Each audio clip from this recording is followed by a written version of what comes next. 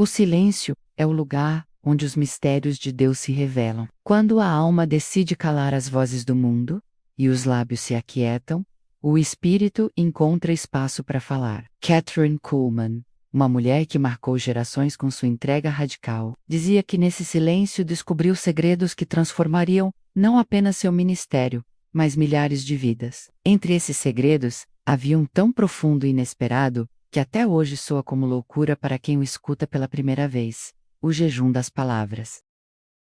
Não se trata de deixar de comer pão ou beber água, mas de jejuar de toda palavra vazia, de calar cada frase que não edifica, cada murmúrio de derrota, cada crítica que destrói. Kathryn afirmava com convicção que os demônios se alimentam justamente dessas palavras mortas. Quando alguém decide fechar a boca para o veneno e abri-la apenas para a vida, os espíritos malignos são deixados sem sustento e fogem. Pense nisso por um instante.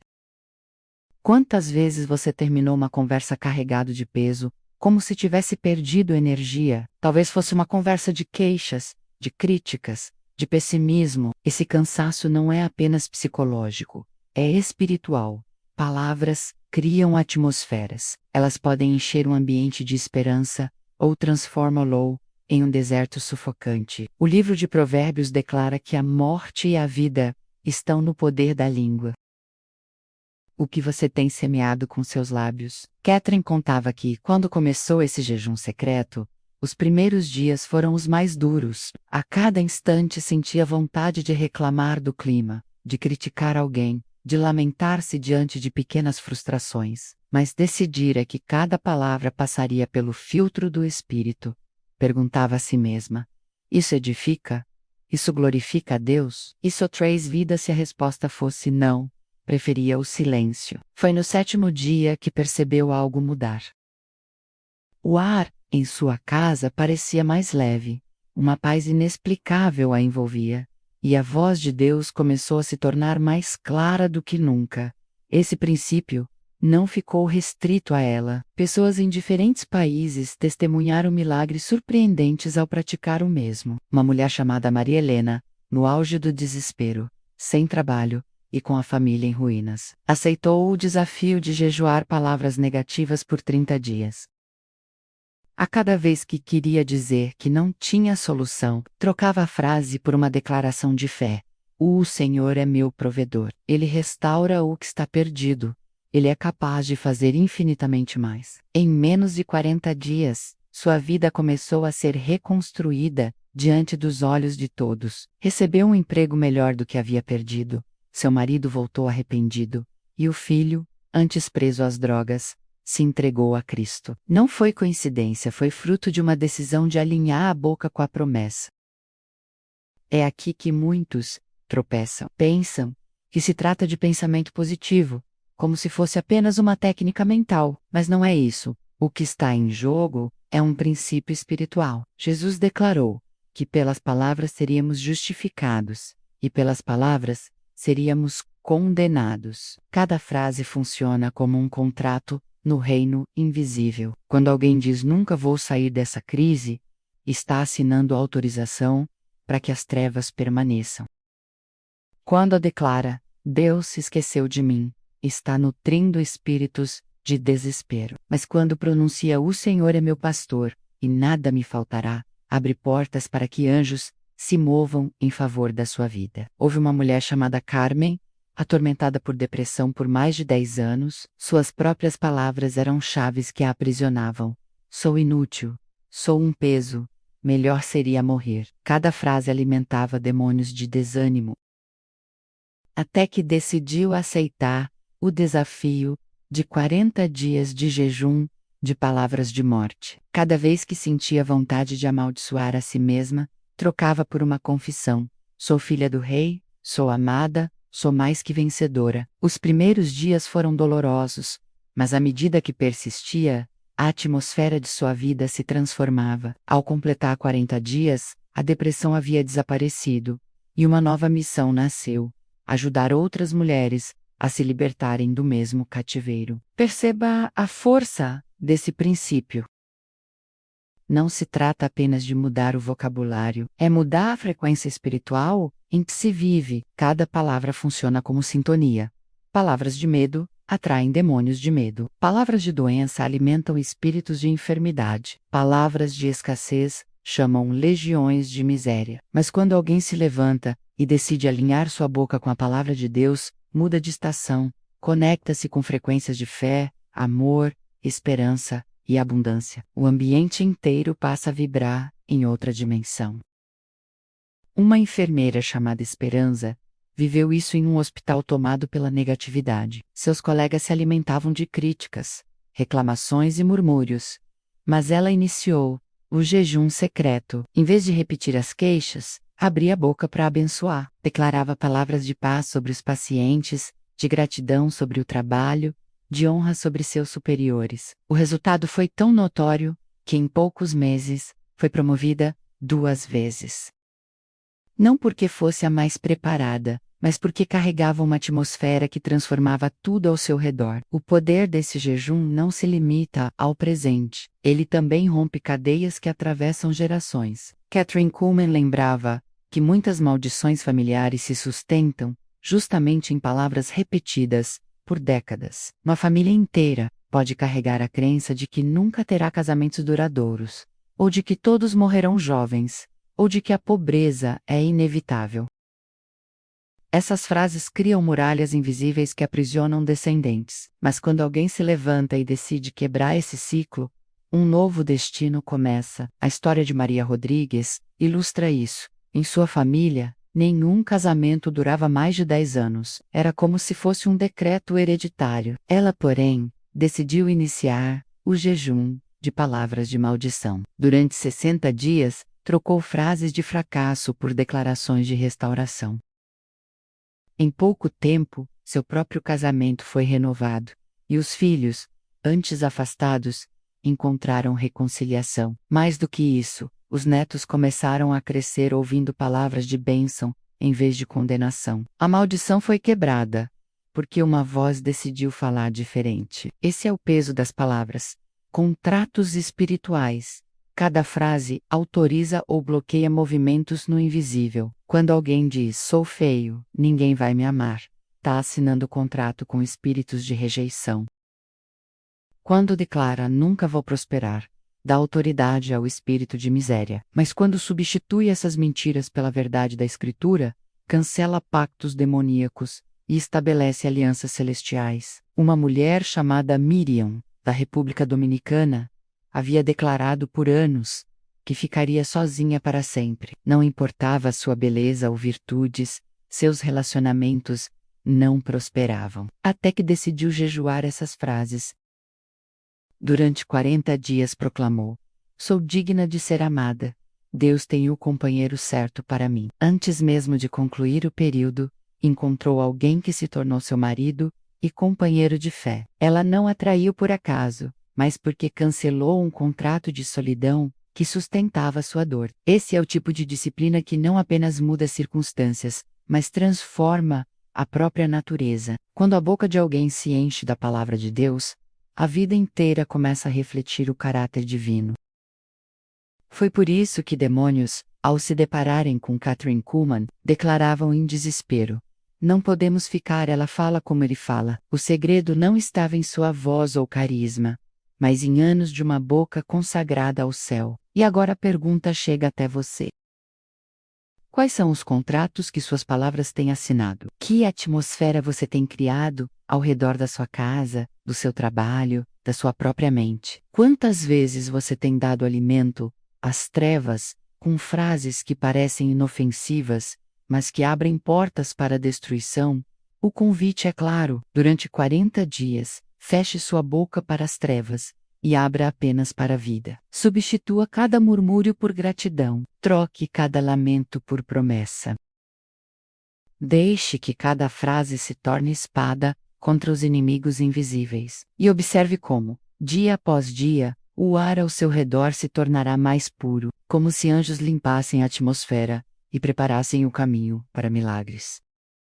E eu pergunto a você que me escuta: está disposto a esse desafio? Consegue imaginar como sua vida seria Se cada palavra fosse semente de vida, que mudanças aconteceriam em sua família se, a partir de hoje, sua boca se tornasse fonte de bênção, e não de maldição? Kathryn Kuhlman dizia que o segredo não era negar a dor, mas escolher o que alimentar em meio a ela. As lágrimas podem vir, as lutas são reais, mas a decisão de pronunciar vida é mais poderosa que qualquer circunstância. Esse é o jejum que não apenas transforma você, mas abre caminho para que gerações futuras colham frutos de vitória. Há verdades espirituais que se revelam apenas na disciplina. O jejum secreto das palavras é uma dessas verdades. Ele não se revela a quem apenas escuta ou a quem apenas aplaude a ideia, mas a quem ousa a prática. No deia, a deia. É como uma chave que só abre quando girada com firmeza. Muitos já ouviram falar, poucos decidiram experimentar. E é justamente essa diferença entre ouvir e praticar que separa os que vivem milagres dos que apenas sonham com eles. Imagine uma semente guardada em uma gaveta. Ela pode permanecer ali por anos, intacta, mas nunca dará fruto. Somente quando é colocada na terra, regada com água e exposta ao sol, é que revela seu poder de gerar vida. Assim também é o princípio que Kathryn Kuhlman compartilhava. Enquanto for apenas conhecimento teórico, permanece adormecido. Mas quando você o planta no solo da sua rotina, ele rompe a terra e começa a florescer. Um dos testemunhos mais impressionantes é o de uma mãe chamada Glory. Sua filha, vítima de um grave acidente, ficou em coma durante meses. Os médicos aconselhavam a família a preparar o funeral, mas Gloria decidiu preparar um altar de palavras de vida. Durante 60 dias, recusou-se a dizer uma única frase de morte. Quando alguém lhe perguntava sobre a filha, respondia: ela viverá e contará as obras do Senhor. Enquanto médicos assinavam relatórios de derrota, ela escrevia no céu declarações de fé, e foi essa atmosfera, construída com frases de esperança, que abriu espaço para um milagre que desafiou a medicina. A jovem acordou, sem sequelas. Esse tipo de fé parece insensatez para o mundo, mas é justamente esse aparente absurdo que move os céus. Porque não se trata de negar a realidade, mas de declarar que há uma realidade superior. Os olhos veem a morte, mas os lábios se alinham com a vida. Os ouvidos escutam diagnósticos, mas a boca insiste em ecoar promessas. E no tempo certo, a realidade visível se curva diante da palavra invisível. Reflita comigo: quantos milagres podem estar retidos, não por falta de poder de Deus, mas por excesso de palavras contrárias? Quantas bênçãos estão presas, porque após orar, você mesmo desfaz sua oração com declarações de incredulidade? Quantas vezes você clamou por provisão, e minutos depois, disse a alguém que nunca terá o suficiente? Essa contradição abre brechas, fortalece muralhas, e impede que o fluir do Espírito encontre passagem. Por isso, o jejum das palavras é tão radical. Ele obriga você a alinhar sua boca com sua oração. Ele elimina a incoerência entre o que você pede e o que você fala. Ele transforma a fé em consistência diária, não em lampejos ocasionais. A Bíblia nos mostra esse princípio desde o início. Em Gênesis, Deus criou todas as coisas não com pensamentos, mas com palavras. Ele disse: haja luz, e houve luz. Ele disse: produza a terra. E a terra produziu. Tudo foi formado pela voz. Se fomos criados à imagem de Deus, nossas palavras também carregam esse poder criativo. Quando pronunciamos vida, geramos vida. Quando pronunciamos morte, abrimos espaço para a destruição. Kathryn Kuhlman não cansava de lembrar que o Espírito Santo é sensível à atmosfera que criamos. Onde há palavras de louvor, ele se manifesta com liberdade. Onde há palavras de murmuração, eu sei, entristos. Por isso, ela ensinava que guardar a boca é também guardar a presença. O jejum secreto não é um exercício de silêncio vazio, mas um pacto de honra à presença divina. Talvez você se pergunte: como começar?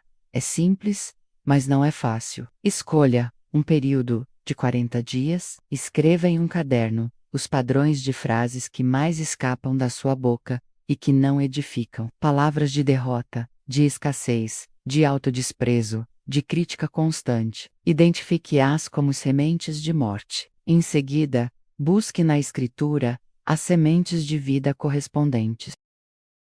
Para cada frase negativa, encontre uma promessa que a substitua. E então, cada vez que sentir a tentação de repetir a mentira, abra a boca e declare a verdade. Esse é o ponto. Não basta calar, o vazio precisa ser preenchido. Se você silencia a murmuração, mas não a substitui por gratidão, em pouco tempo o silêncio será quebrado pelo velho hábito. Mas se você fecha a boca para a queixa e abre para a adoração, cria um novo padrão que fortalece o espírito. Há uma beleza poderosa em ver a transformação que acontece. Uma mulher que dizia todos os dias que nunca seria feliz no casamento, passou a declarar: "O Senhor restaura o que está quebrado." Em poucos meses, a relação que parecia morta foi reacendida. Um homem que repetia sem cessar que a pobreza era sua sina, decidiu declarar: "A prosperidade do Senhor me acompanha." Em menos de um ano, sua empresa prosperava como nunca antes. O que mudou? A boca. E quando a boca muda, a vida muda. Não é acaso, é lei espiritual. Assim como a gravidade puxa tudo para baixo, as palavras puxam a realidade na direção em que são lançadas. Quando você fala morte, atrai morte. Quando fala vida, atrai vida. Esse é o poder que Deus colocou em seus lábios. E aqui está uma reflexão que não pode ser ignorada. Que herança suas palavras estão construindo para os que virão depois de você? Porque cada frase que você repete diante de seus filhos, netos e sobrinhos, está moldando o vocabulário espiritual deles. Se em sua casa ecoam frases como "nunca teremos nada à vida", é só sofrimento, ninguém presta. Então está semeando sementes de maldição que florescerão nas próximas gerações. Mas se seus filhos crescerem ouvindo "somos abençoados", Deus é nosso provedor. Nossa família viverá milagres. Então está plantando sementes de vitória que ultrapassarão o tempo. É por isso que o jejum secreto é também uma arma contra maldições hereditárias. Ele quebra ciclos que pareciam inquebráveis porque remove o alimento que mantinha esses espíritos vivos. Quando a boca da mãe ou do pai deixa de concordar com a mentira, a cadeia espiritual que prendia filhos e netos começa a enfraquecer. Kathryn Kuhlman se tornou uma voz inesquecível, não por sua eloquência, mas porque havia poder em cada frase. Seu segredo não estava em discursos ensaiados, mas em uma vida que tinha a boca rendida ao espírito. É essa rendição que transforma um ser humano comum em um canal extraordinário de milagres. E eu pergunto: você deseja viver nesse nível? Está disposto a pagar o preço de 40 dias sem ceder à murmuração, ao desânimo, à crítica? Está disposto a transformar cada reclamação em gratidão, cada lamento em promessa, cada silêncio em altar? Essa decisão pode parecer pequena, mas é capaz de alterar o curso da sua história.